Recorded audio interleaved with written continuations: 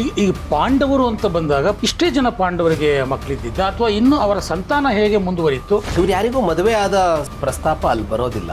ಎಲ್ಲ ಪಾಂಡವರಿಗೂ ದ್ರೌಪದಿ ಒಬ್ಬಳೇ ಹೆಂಡತಿ ಅಲ್ಲ. ಪತಿ ರಾಮನನ್ನ ಇಲ್ಲಿ ರಾಜನಾದ ರಾಮ ಸೋಲಿಸಿ ತನ್ನ ಹಿರಿಮೆಯನ್ನ ಮೆರೆದ್ನ.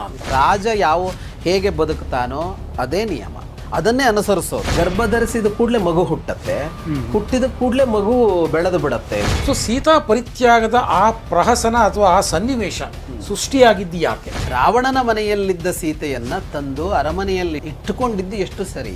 ಕುರುಕ್ಷೇತ್ರ ಯುದ್ಧಕ್ಕೆ ಬಬ್ರುವಾಹನ ಬರಲಿಲ್ಲ. ಇಲ್ಲಿ ರಾವಣ ಸೀತೆಯನ್ನ ಕದ್ದೊಯ್ದು ಇರ್ಬೋದು, ಸೀತೆ ಇಷ್ಟಪಟ್ಟು ಹೋಗಿದ್ದಲ್ಲ. ಅರ್ಜುನ ಸ್ವರ್ಗದಲ್ಲಿದ್ದಾಗ ಬಂದು ಭೇಟಿ ಮಾಡಿ ಪರಿಚಯ ಮಾಡ್ಕೋತಾನೋ. ಸೀತೆಯನ್ನ ದೂರ ಮಾಡೋದು ಅಂತಂದಾಗ ಬಹಳ ಕ್ರೂರವಾಗಿ ಮಾಡಿದ್ನ ಅಂತ ಒಂದು ಪ್ರಶ್ನೆನೂ ಇದೆ. ಅರ್ಜುನ ಹೇಳ್ತಾನೆ, ನನ್ನ ಮಗನಾಗಿ ನೀನು ಎದುರಿಸದೆ ಹೆಂಗೆ ಕಪ್ಪ ಕಾಣಿಕೆ ಅರ್ಪಣೆ ಮಾಡ್ತಿ? ರಾಮ ಎಲ್ಲಿಗೂ ಹೊರಟಿದ್ದಾನೆ, ರಾಜ ಎಲ್ಲಿಗೆ ಹೋಗ್ತಿದ್ದಾನೆ ಅಂತ ಗೊತ್ತಿಲ್ಲಪ್ಪ. ಅವನು ಮಿಥಿಲೆಗೆ ಅವಾಗ ಹೋಗಿ ಬರ್ತಾನೆ ಅನ್ನೋ ಶುರು ಮಾಡಿದ್ರೆ